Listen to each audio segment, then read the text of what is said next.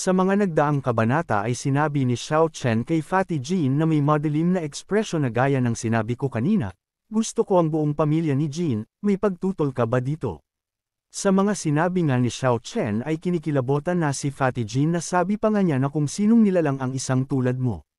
At sa pagpapatuloy din ng kabanata ay ipinaalam din ni Xiao Chen na ako ay isang tao na hindi mo kayang masaktan.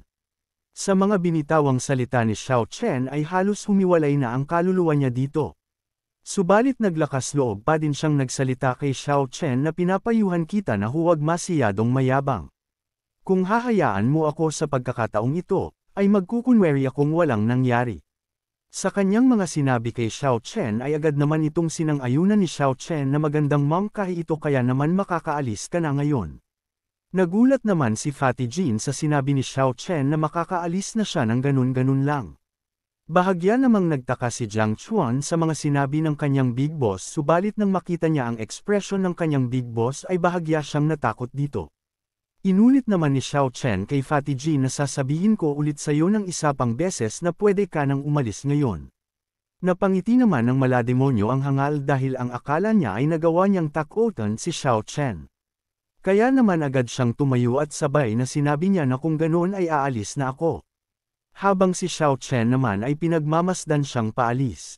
Subalit sa kanyang ginawang paghakbang ay biglang gumuho ang sahig sa kanyang harapan na ikinagulat naman niya. Kaya naman habang kinakabahan ay nagtanong siya kay Xiao Chen na kung anong ginagawa nito. Sarkastiko namang sumagot si Xiao Chen na wala naman akong ginagawa. Bigla na lang nangangati yung kamay ko kaya kusang gumalaw na lamang ito. Sa kabilang banda naman ay tuwang-tuwa ang apat sa ginagawa ng kanilang master. Inangat ni Xiao Chen ang kanyang kamay at binigyan niya ng isang kulot sa puwet si Fatty Jean. Sa ginawa ni Xiao Chen ay napasigaw na lang si Fatty Jean dito at napatalon ng mataas. Humagalpak sa sahig si Fatty Jean at napasigaw na lamang ito sa lakas ng pagkakabagsak niya. Sinabihan naman siya ni Xiao Chen ng nakakaloko na kung bakit nandito ka pero hindi ba't binigyan na kita ng pagkakataon na umalis. Dagdag pa niya na dahil hindi ka pa din umalis, kung ganun ay mananatili ka dito ng tahimik. Sinabi naman ni Fatty Jean kay Xiao Chen na ikaw ay kasuklam-suklam ngunit walang hiya. Sa kanyang sinabi kay Xiao Chen ay binigyan lamang siya ni Xiao Chen ng isang ngiting malademonyo at sabay na sinabi niya dito na ano naman at wala kang pakialam kung ganun.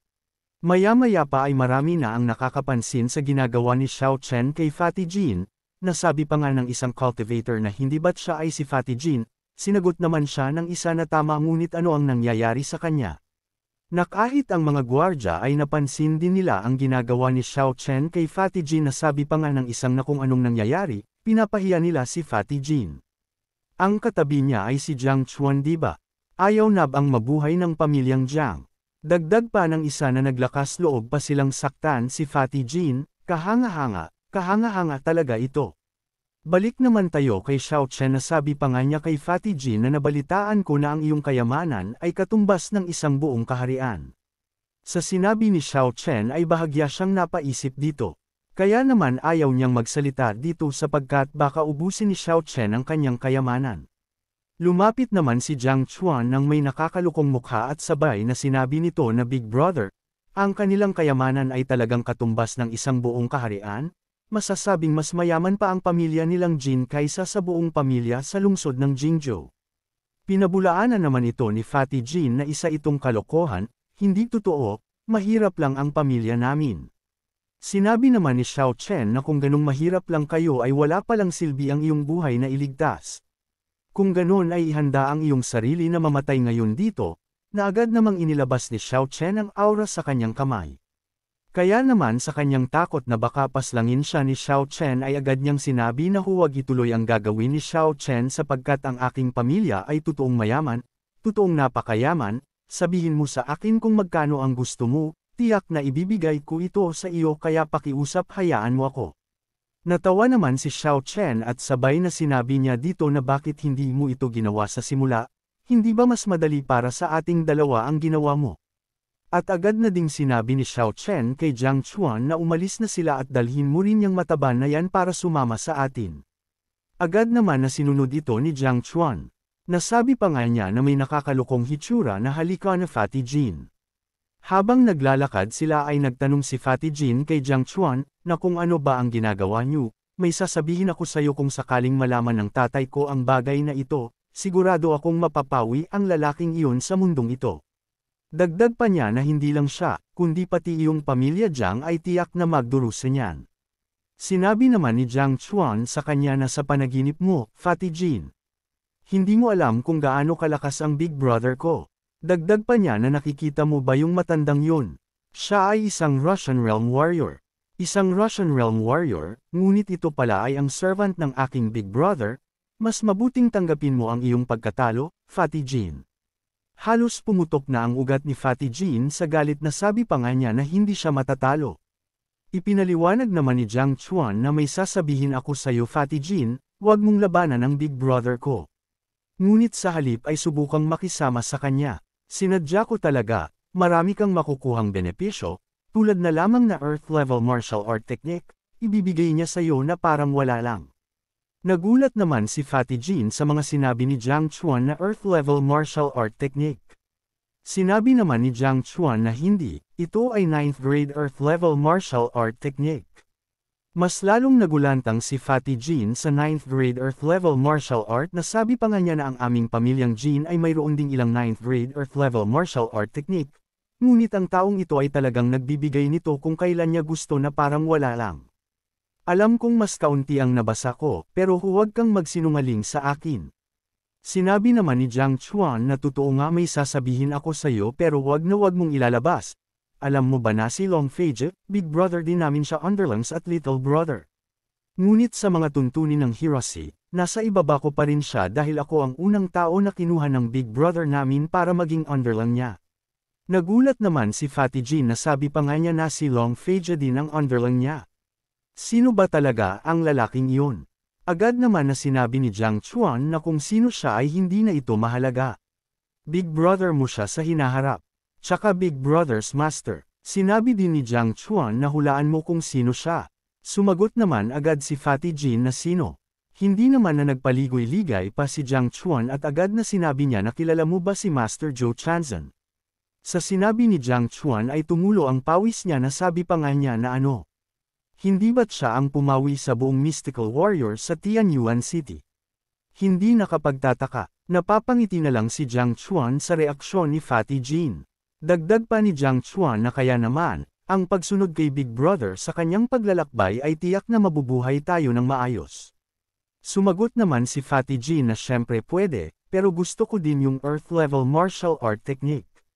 Agad naman na sinabi ni Jiang Chuan na hayaan mo ako sa ganitong bagay.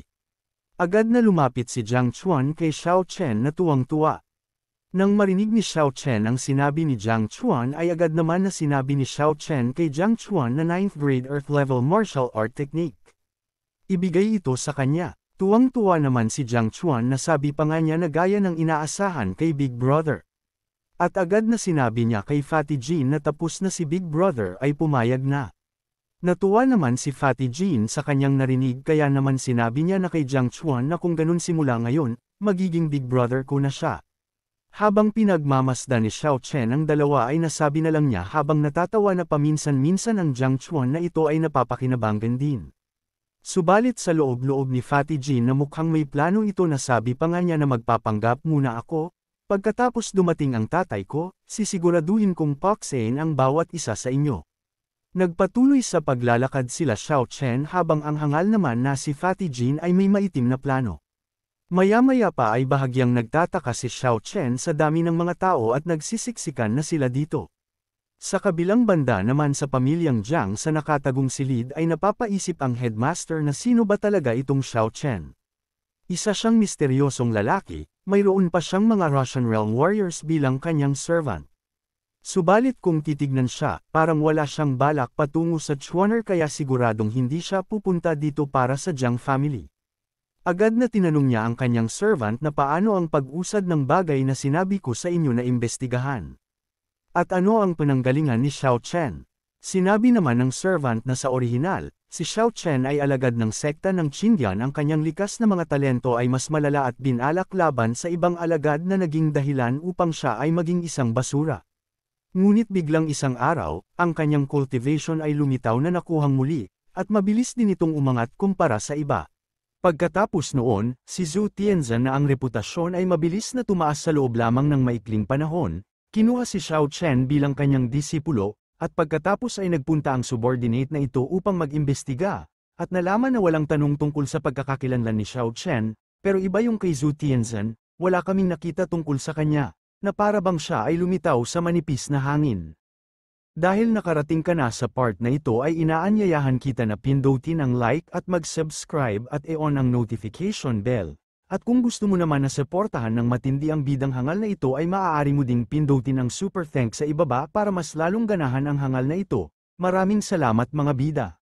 Matapos niyang marinig ang sinabi ng kanyang servant ay agad na sinabi niya na sige, naintindihan ko na, sa panahong ito, dapat kang maging maingat sa paghawak sa Tiger Beast at maghanda ng crane ng Jiang para maiwasan ang dalawang halimaw na nagdudulot ng gulo, na agad naman na sinang-ayunan ito ng kanyang servant. Nang makaalis ang kanyang servant ay bumalik siya sa kanyang mga iniisip na sino ba talaga itong Zhu Tianzhen. Siya ba ay isang master mula sa itaas na kaharian? O baka naman, ang muling pagkakatawang tao ng mataas na antas na supernatural na hayop, o may posibilidad na si Xiao Chen ay si Zhu Tianzhen mismo? O baka, si Xiao Chen ay isang reincarnator, at si Zhu Tianzhen din mismo. Kung totoo man, dapat maliwanag at kahanga-hanga ang kinabukasan ng ating Chuaner, tingnan natin kung sino ka Xiao Chen. Balik tayo kay na Xiao Chen na sabi pa nga niya na tulad ng inaasahan ang mga mandirigma mula sa buong Xinwu Realm ay dumating sa lugar na ito. Kahit nasa kalyeng ito, ang Ruan Realm Warriors ay makikita sa lahat ng dako. Kinumpirma naman ito ni Old Joe na tama, ang waiter ng restaurant at ang ginang na may-ari ng mga tindahan ng armas mula ngayon ay isa rin kaming Russian Realm, na mga mandirigma ng lupain bagaman papasok pa lamang sila nito hindi pa gaanong katagal. Sinabi naman ni Xiao Chen na parang walang kabuluhan ang paglalakbay sa pagkakataong ito, kawili-wili. At sabay na tinawag niya si Jiang Chuan na agad namang lumapit ng may kasamang bilis na Big Brother, may ipag-uutos ka ba? Sinabi naman ni Xiao Chen sa kanya na ano ang ginagawa mo sa paglalakad sa likod namin, hindi ba dapat na pangunahan mo kami patungo sa pamilya Jiang? Sa sinabi ng kanyang Big Brother ay agad naman niya itong sinunod. Subalit sa kabilang banda naman ay makikitang hirap na si Long Feijia. Nasabi pa nga niya na parang hindi na ako mabubuhay. Dapat kong sabihin kay Big Brother na may humahabol sa kanya. Maya-maya pa ay nasa likod niya na ito at sabay na sinabi nito na Long Feijia ang galing mo talagang tumakas. Na ikinagulat naman niya ito. Tuwang-tuwa ang hangal habang tinatanggal niya ang kanyang takip sa mukha. Samantalang si Long Feijia naman ay naiinis dahil hindi siya makatakas sa halimaw na ito.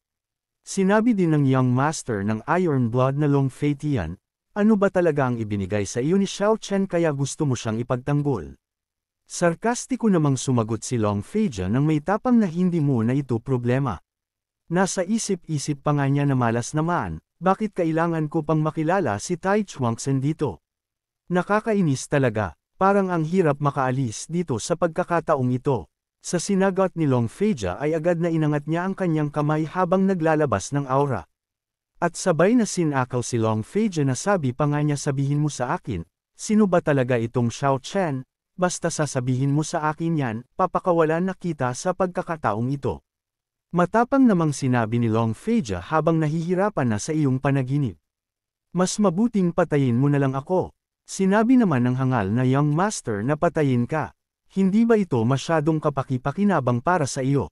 Ibabalik kita sa akin, sisirain ang iyong cultivation, at gagawin kang pulubi, at hahayaan kang magdusa sa walang katapusang kahihiyan. At balita ko may fiancé ka na.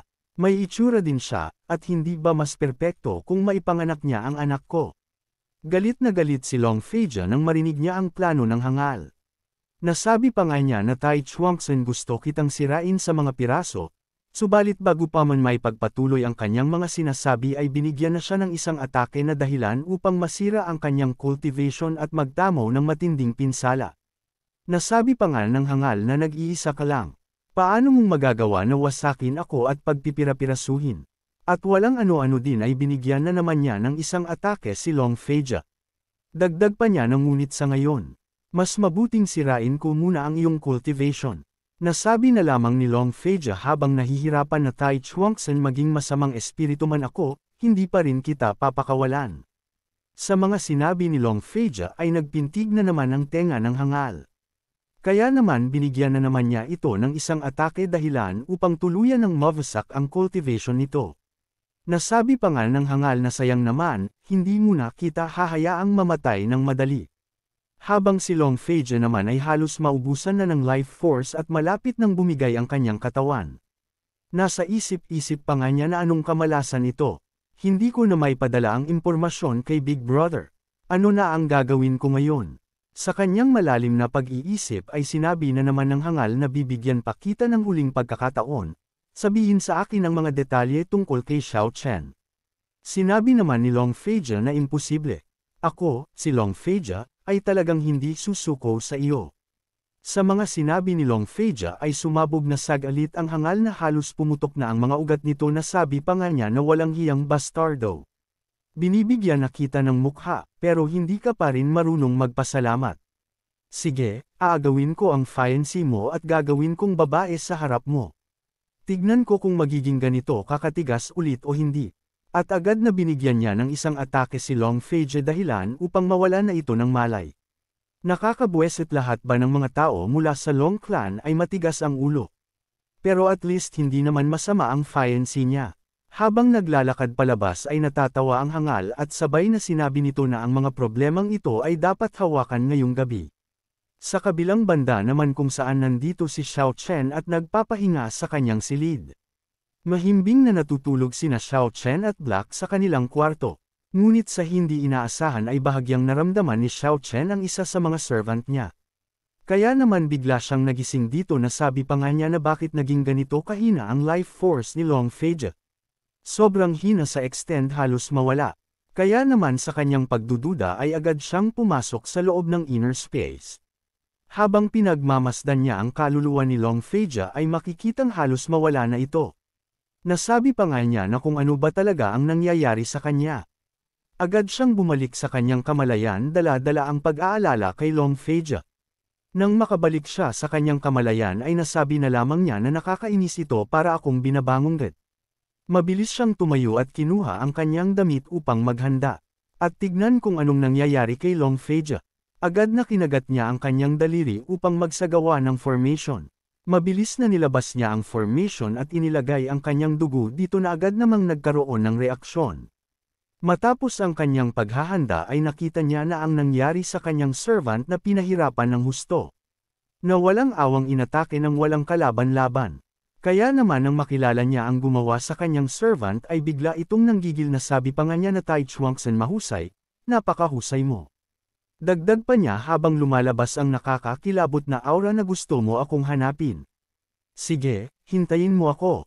Agad siyang naghanda upang tukuyin kung saan naruroon si Long Feja. Maya-maya pa ay nakapasok na naman siya sa ibang dimensyon. At sabay na binanggit ang pangalan ni Long Feja habang naglalabas ang isang kamay niya ng nagniningning na enerhiya. Maya-maya pa sa kanyang paghahanda ay nakita niya na kung saan naruroon si Long Feja. Nasabi pa nga niya na ang distansya ay aabot sa 16 na milya 25 kilometro. Matapos niyang malaman kung saan naruroon si Long Feja ay agad niyang ginising si Black na masarap ang tulog. Maya-maya pa ay nagising si Black at nagtataka kung bakit ginising siya sa masarap niyang tulog. Kaya naman bahagya itong nenas kay Xiao Chen sa ginawa nitong pang-iistorbo sa masarap niyang tulog. Sa kanyang ginawang pagsusungit ay sinabi ni Xiao Chen na umalis na tayo habang makikita sa ekspresyon nito ang nakakakilabot na titig. Kaya naman kinikilabotan dito si Black na para bang nawala ang antok nito. Agad na tumalon si Black sa ulo ni Xiao Chen at naramdaman niya ang galit ng kanyang kaibigan na handang pumatay sa isang idlap. Mabilis na binabaybay nila Xiao Chen ang gubat sa malalim na gabi patungo kay Long Feja. Nasa isip-isip pa nga ni Black na si Xiao Chen ay talagang makakapaglabas ng isang nakakatakot na supernatural na kapangyarihan. At nagulat ako na sa isang cultivation lamang ng Hidao Realm, magagamit niya ng tumpak ang kakayahan sa pagsubaybay. Dagdag pa niya na dapat ko bang sabihin sa kanya ang tungkol sa sarili ko, kalimutan mo na, maghintay pa tayo ng konti. Mag-antay tayo hanggang magtagumpay siya at maabot niya ang Russian Realm, at kapag dumating na ang araw na iyon ay ipapakita ko sa kanya ang lahat. Habang naglalakbay sila ay hindi maiwasan ni Xiao Chen na mag-alala kay Long Feijiao, samantalang si Black ay nasa malalim din na pag-iisip. At dito na din matatapos ang ating episode mga bidang hangal, subalit hindi matatapos ang araw na ito nang hindi tayo nag-shoutout. Kaya naman shoutout kay Carlbert Bueno, Joriel Estrella from Masbate, Gelbert Vallejo, Gigi Vallejo, Harold Lopez from Orani Bataan, shoutout kay Jessa May Singson na mahal ni Rolando Singson, at hanggang dito na lang muna mga bida, at sa mga hindi pa na shoutout ay huwag kayong mag-alala dahil nakalista naman ang iyong mga pangalan at nakikita ko ang mga comments nyo. Maraming salamat sa panunod at magkita-kita ulit tayo sa mga susunod na kabanata, kaya naman mangyaring palike na lang po.